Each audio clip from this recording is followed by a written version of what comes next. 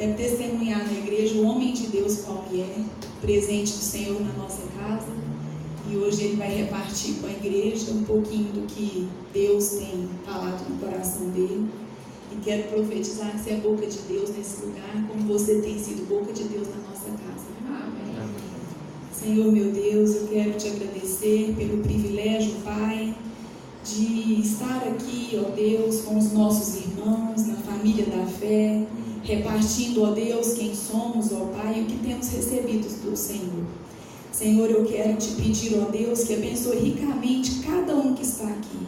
Que a mente de cada um seja cativa à Tua palavra, que não haja espaço, Senhor, à preocupação, que não haja espaço à ansiedade, mas que o Teu Espírito venha ministrar as nossas vidas esta manhã, num dia de ceia, de lembrarmos, ó Pai, esse ato de repartir, de morrer pelo outro, entender o que é a verdadeira plenitude que o Senhor quer para a nossa vida como cristão. Deus abençoe o Almir, dê a ele liberdade, autoridade no Teu Espírito, para repartir conosco o que o Senhor quer segredar no coração da Tua igreja, em nome de Jesus. Amém. Amém, graças a Deus. Bom dia a todos. Bom dia. Um privilégio mais uma vez e uma responsabilidade, né, da gente estar aqui para poder compartilhar um pouquinho do que Deus tem realizado na minha vida, e a gente quer compartilhar mesmo aquilo que Deus tem falado nos nossos corações nesses dias. E como todos sabem, nós tivemos uma conferência do Ministério Sal da Terra algumas semanas atrás, e o tema para esse ano é plenitude. E talvez nós vamos massificar esse assunto aqui durante esse ano, e nós vamos estar sempre lembrando as palavras que vão ser ministradas aqui. Nós já mais ou menos combinamos, e nós vamos estar voltados para esse tema plenitude, que é discernindo tempos e épocas da nossa vida. E no Ministério Sal da Terra, a gente sempre escolhe uma palavra, né? O conselho ministerial se reúne lá na virada do ano, escolhe uma palavra que seria um direcionamento para a gente poder meditar, a gente poder compartilhar nos grupos familiares, nos pequenos grupos. E aí esse ano então é o tema plenitude. Como já foi falado aqui, eu gostaria novamente de repetir: plenitude é ser cheio, ser completo, estado daquele que é inteiro. Trata-se daquilo que atingiu a sua totalidade. E o interessante é que, para a gente... Obrigado. O Wilson é sempre solista mesmo. Se cair a água, você está ali. Tem aí. Graças a Deus. Tem água aqui. Obrigado. Então, plenitude é o estado daquilo que é inteiro. Mas a gente vai mais além ainda.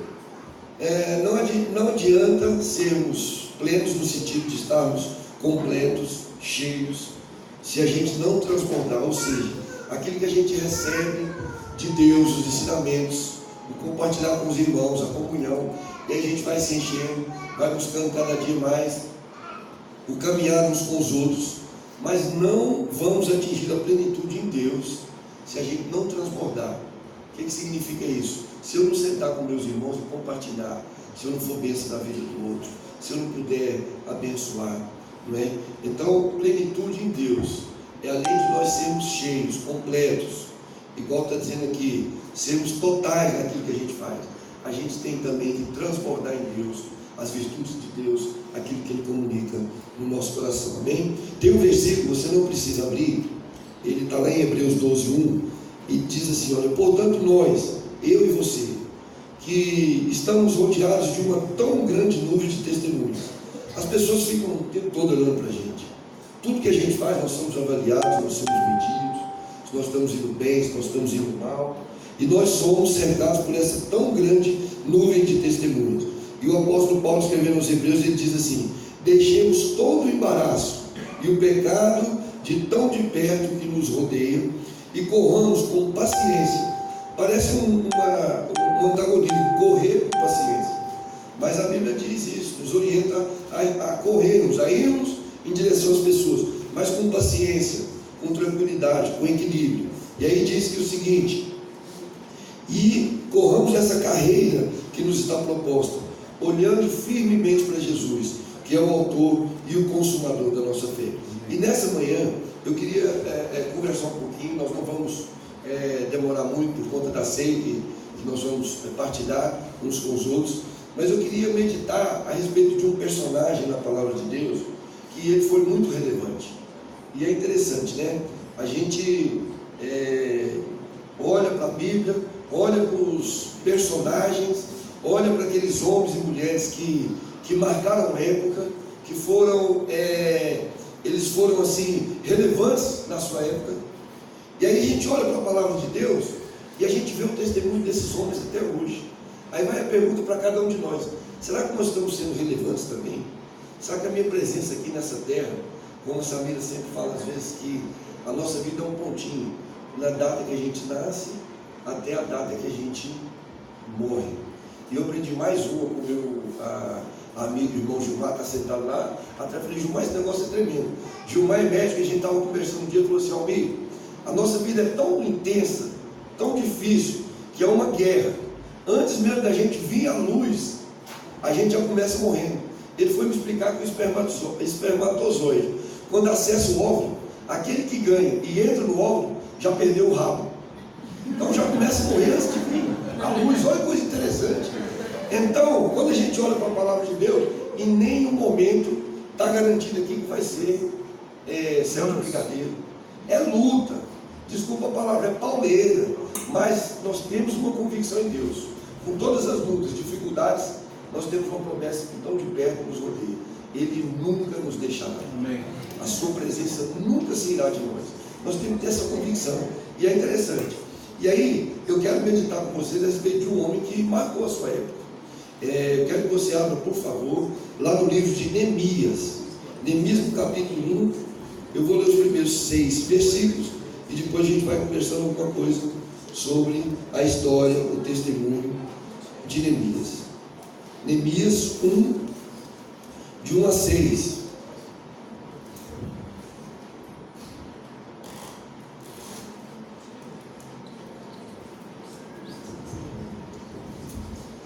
Diz assim a palavra de Deus, Neemias 1, de 1 a 6. Palavras de Neemias, filho de Acalias, no mês de Quisleu, no 20º ano, enquanto eu estava na cidade de Suzã. Isso Neemias narrando.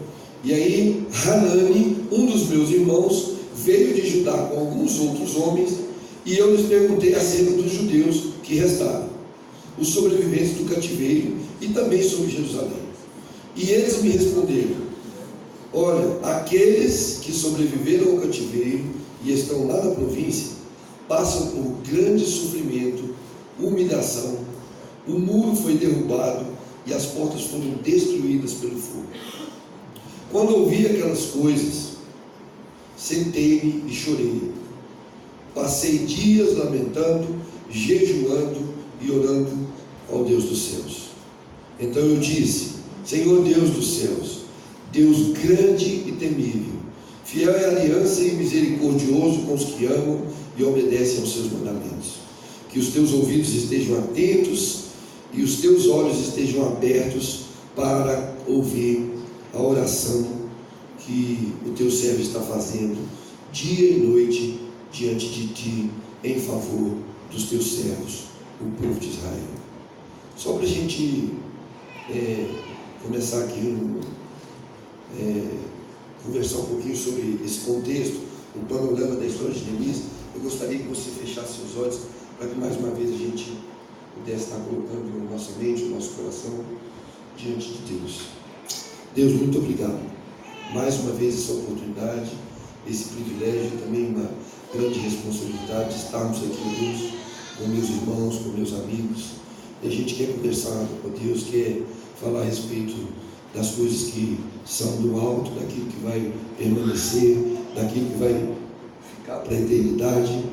Ó Deus, eu quero te pedir, em nome de Jesus, o Senhor tira agora do meu coração todo orgulho, vaidade, presunção. Ó Deus, que o Senhor fale através da minha vida. Ó Deus, que os meus irmãos aqui nessa manhã recebam do Senhor uma porção para esse início de semana.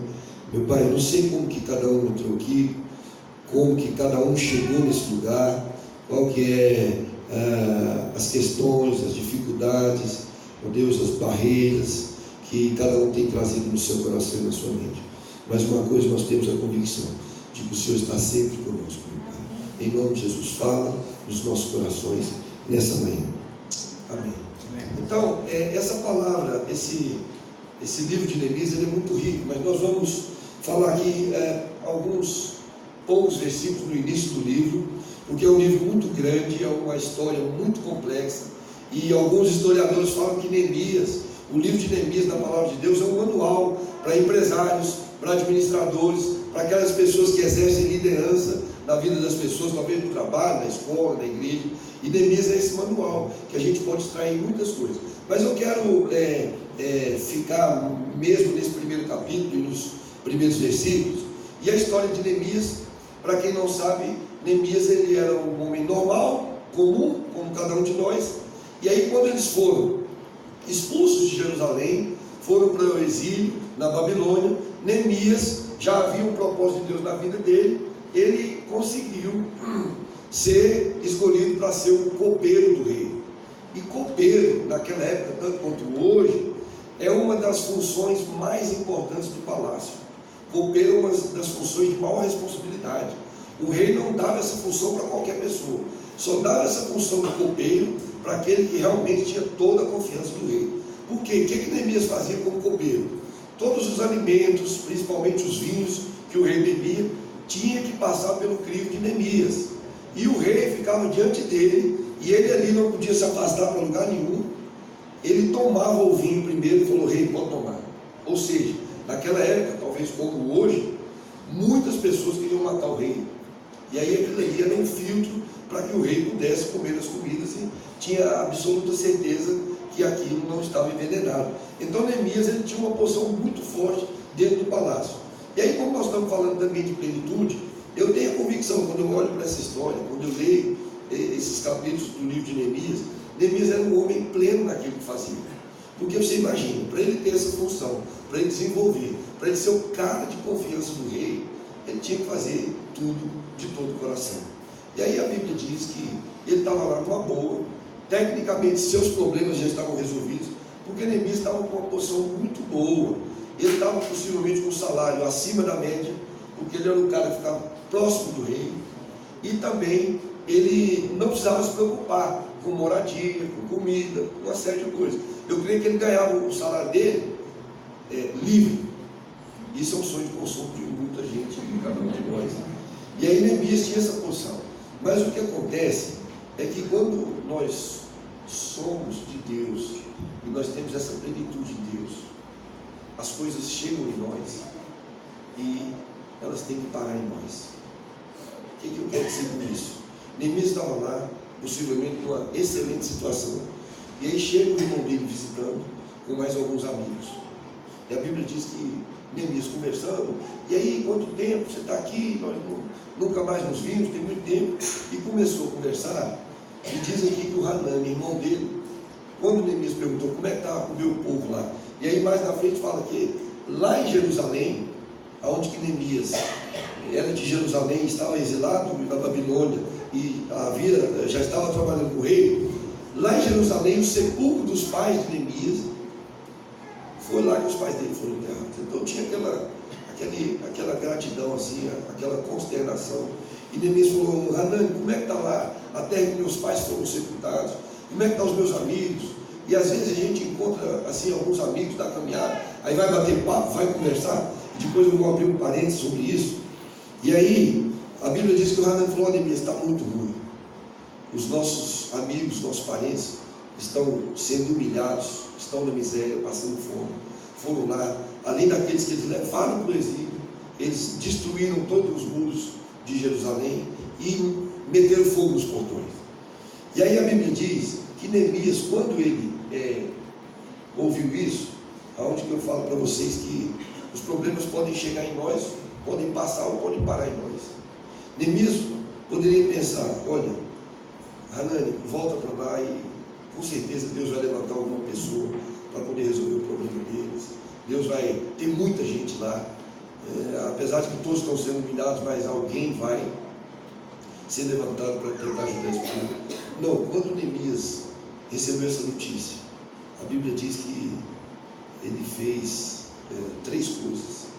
Ele sentou e chorou, ele jejuou e depois ele começou a orar. E diante de tantas situações que a gente passa na vida, muitas vezes nós recebemos notícias, nós fazemos de conta que não é Deus. Não sei, eu estou sabendo disso, mas vai acontecer alguma coisa, alguém vai levantar. E aí a Bíblia diz que Neemias começou a chorar. E aí eu fui ver aqui, dentro desse contexto, o choro de Neemias aqui significava lavar a alma, liberar o estresse. É algo natural para uma pessoa que está passando por um momento de grande angústia. Porque quando Neemias ficou sabendo que os seus parentes, os seus amigos, as pessoas a quem ele amava, estavam nessa situação, ele começou a chorar. E às vezes hoje a gente até tem vergonha, segura o choro, tem aquela falsa ideia de que o homem não chora, mas quando a gente chora diante de Deus, diante da presença de Deus, a gente abre o nosso coração e a nossa mente para receber aquilo que Deus quer falar no nosso coração. E o choro coloca para fora a dor interna do coração. É uma reação natural do corpo para livrar-se de uma grande carga emocional. É interessante. Quando a gente chora, a gente parece que sente aquilo sendo aliviado na nossa vida. E aí Neemias mostra uma atitude nova quando ele começa a orar e jejuar. Quando a gente jejua, às vezes as pessoas têm a falsa ideia de que jejuar a gente vai amolecer e mudar o coração de Deus. Mas o jejum aqui na palavra de Deus fala que o jejum muda o nosso coração diante das situações e diante de Deus. E aí, à medida que a gente vai jejuando, a gente vai se afastando da carne, a gente vai se aproximando mais do Espírito Santo de Deus na nossa vida.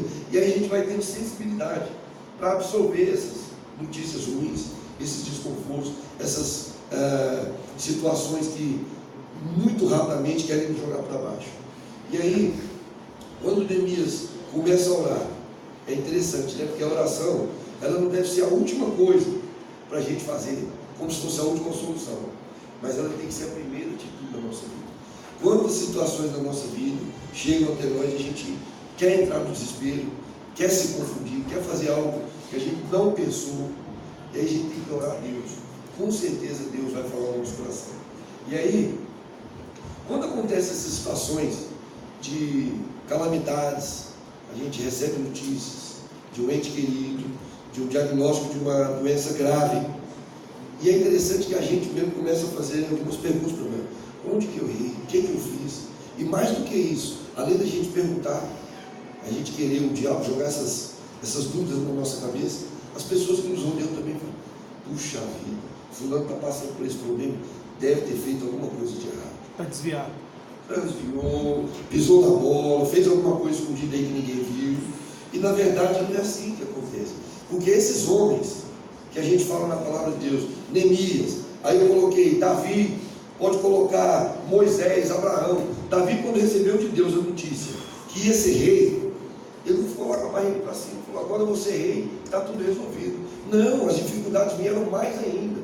A partir dali, ele começou a enfrentar urso, começou a enfrentar leão, até enfrentar o gigante, para que Deus desse a Davi a maturidade e a consciência para a atividade que ele ia exercer como rei. Então não foi nada fácil. Na vida de Moisés é a mesma coisa.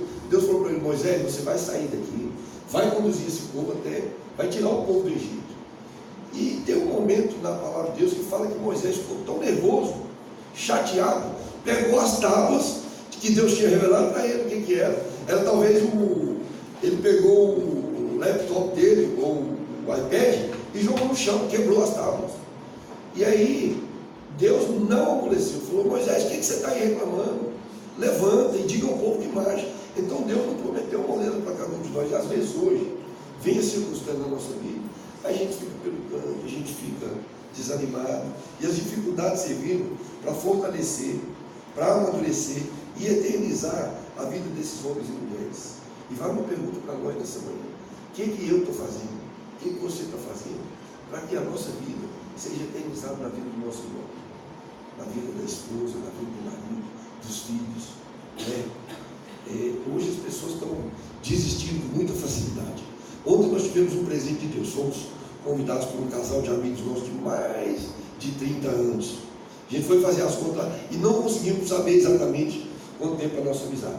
Mas uma coisa que me chamou muita atenção quando a gente começou para conversar, e nós conversamos por muito tempo, é que a gente começou a lembrar dos outros amigos em comuns. E fulano? Aí um falou, fulano separou. E ciclano, já está no segundo casamento. E o Beltrano falou, esse separou quando aconteceu isso. Meu Deus, aquilo ali foi me dando uma aflição no meu coração, porque hoje as pessoas não desistem muito facilmente. As notícias ruins vêm, a gente recebe a notícia que o mundo foi derrubado, que as portas estão quebradas, que os nossos irmãos, a quem a gente ama, estão sofrendo, e a gente quer desistir.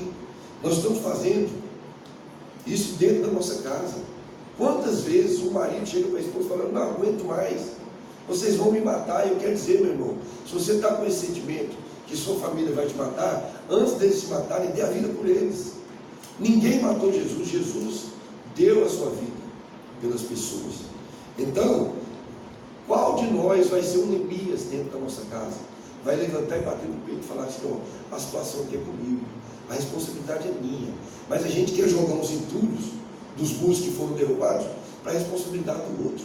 A gente quer que os outros resolvam o problema, mas nós como homens, como sacerdotes, dentro da nossa casa, e não é só na nossa casa, às vezes no seu trabalho, às vezes na sua escola, a gente vê aqui muitos professores, pessoas que estão fazendo curso, você tem que ser relevante, nós temos que ser relevantes no lugar em que nós estamos, senão a nossa vida vai passar batido. Nós não vamos eternizar momentos da vida de ninguém. E aí eu já contei essa história aqui, queria repetir ela mais uma vez, é muito forte, porque ela me marcou e eu sempre lembro disso. Uma vez eu estava no meu trabalho lá e um jovem, eu estou vendo muito jovem aqui, jovens com sonhos, que planejam ainda se casarem, ter família. Essa semana foi aniversário do Bruno, 32 anos, uma das coisas que eu falei foi o seguinte, que o Bruno, quando tinha 8 anos, ele já sonhava em ter família, já sonhava a esposa, já sonhava os filhos, e os jovens têm que ter esses sonhos. Às vezes alguém vai chegar para você, jovem, e falar, não, você não vai conseguir, é muito difícil, mas o nosso Deus capacita cada um de vocês, para seguir, para traçar esse caminho que Ele colocou para nós. E aí, essa situação que eu sempre me lembro dela, eu estava no meu trabalho, chegou um jovem, um rapaz bem parecido, alto assim, falou assim, me dá licença de falar com o senhor. Eu falei, pode falar. Ele falou, eu queria falar com o senhor aqui, tem 7 anos que eu trabalho aqui na empresa. Ele começou a falar da história dele. Eu era catador de papel, lá no Recanto das Andas, e Deus me deu a oportunidade de eu conseguir um trabalho aqui na empresa do senhor. E eu parei de catar papel, fui trabalhar aqui na limpeza, depois eu consegui aqui mesmo um curso para mim ser brigadista, e hoje eu, além de ser brigadista, eu chefio a equipe de brigada aqui na empresa, mas eu estou aqui que eu vim agradecer ao senhor, porque o senhor fez pela minha vida. A minha vida mudou quando eu comecei a trabalhar aqui, e agora eu estou indo lá para o plano, consegui um emprego, vou ser funcionário público. Eu falei, rapaz, que coisa forte. E às vezes eu não sabia daquela história. Eu trabalhava ali, a gente se encontrava sempre. Chegava de manhã, cumprimentava, fazia o trabalho dele. E aí eu fiquei pensando, às vezes a gente fica lutando para mudar esse mundo. E no entanto, talvez a gente não vai conseguir. Mas uma coisa naquela tarde, quando ele entrou dentro do escritório, Deus falou muito forte comigo, talvez você não consiga mudar o mundo, mas o mundo disse, rapaz, você mudou. E aí eu senti em Deus que naquele momento ali, sem saber, Ele foi me falar daquele testemunho. E às vezes a gente passa pela vida das pessoas e não consegue acrescentar nada. É muito interessante, porque quando Neemias recebeu essa notícia, ele chorou, ele começou a orar e jejuar em favor dos irmãos. E tem uma particularidade que Neemias imediatamente não foi falar com o rei. Ele orou, e à medida que ele ia crescendo em Deus, jejuando, o Espírito de Deus ia tomando conta da vida dele, ia dando sabedoria, discernimento, maturidade. A Bíblia diz que 4 meses depois, ele chegou diante do rei. Tem um versículo aqui, você não precisa abrir, no mesmo capítulo, no versículo 11, é o último versículo do capítulo 1. Neemias fala assim, quando ele entendeu em Deus que já era hora dele então falar com o rei. 4 meses se passaram diante daquela notícia que ele recebeu. E aí ele chegou diante do rei. E antes ele orou a Deus: ah, Senhor meu Deus, estejam, pois, atentos os teus ouvidos à oração do teu servo e a dos teus servos que se agradam de temer o teu nome. Concede que seja bem sucedido hoje o teu servo e dá-lhe mercê perante este homem. Nesse tempo eu era o copeiro do rei. Então, depois de 4 meses, Neemias então entendeu de Deus que era para falar com o rei. E aí onde que eu falo que eu creio que Neemias era um homem intenso de todo o coração, era um homem pleno, porque quando ele chegou diante do rei, o rei já sabia como é que era a postura de Neemias sempre. Aquele homem sempre chegava diante do rei com uma feição feliz. Ele fazia aquele trabalho dele com prazer. E a Bíblia diz que quando ele chegou diante do rei, o rei imediatamente perguntou para ele: Neemias, por que você está triste assim? Isso não é comum não. Você está doente? Tem algum problema? Está acontecendo alguma coisa? E aí Neemias foi firme, foi direto e incisivo.